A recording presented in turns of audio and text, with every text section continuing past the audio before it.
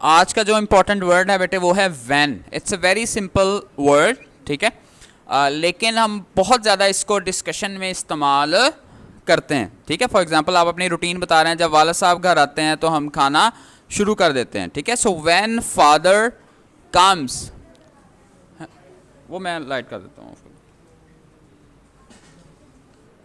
So rule number 16 बेटे, you won't need to, won't need to के बाद हम क्या यूज करते हैं, फर्स्ट फॉर्म। जैसे आपको इसको दोबारा याद करने की जरूरत नहीं पड़ेगी, you won't need to learn it again, ठीक है।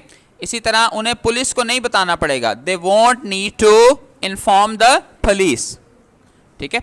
नेक्स्ट, ये भी बहुत बहुत इंपॉर्टेंट है, सी के डिफरेंट मीनिंग होते हैं। सीम जो है, सीम एम है इसके एंड में, सीम टू बी का मतलब है लगता है, जैसे महसूस होता है, ठीक है। तो उसके लिए क्या वर्ड यूज करते हैं, इससे मुराद क्या है कि कोई शख्स या चीज कैसी महसूस होती है, ठीक है। इसके बाद हमने क्या याद रखना है, हमेशा आईएनजी फॉर्म इस्तेमाल करते हैं, ठीक है। मिसाल के तौर पर हम इसको देख सकते हैं कि अगर आपने ये बात कहनी हो कि ऐसे लगता है कि वो ये पैगाम नहीं देगा, ठीक है, तो हम क्या कह सकते हैं, it seems he want convey the message.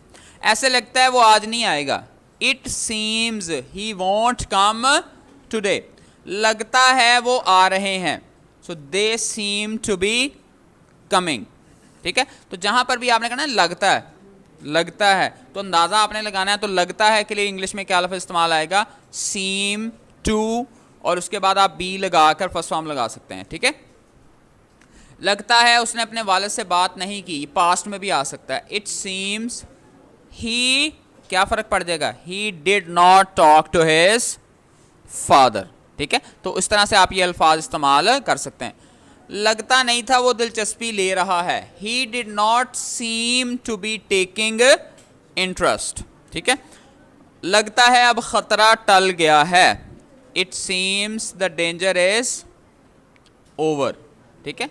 तो आप बेटे इसको इस तरह से इस्तेमाल कर सकते हैं। तो ये 7 रूल्स हैं जो आज हमने इसको पढ़े हैं, कल हम इंशाल्लाह ये 18 वाले से इसको करेंगे। अब अपना इंडिविजुअल शाबाश जो सबक वो मुझे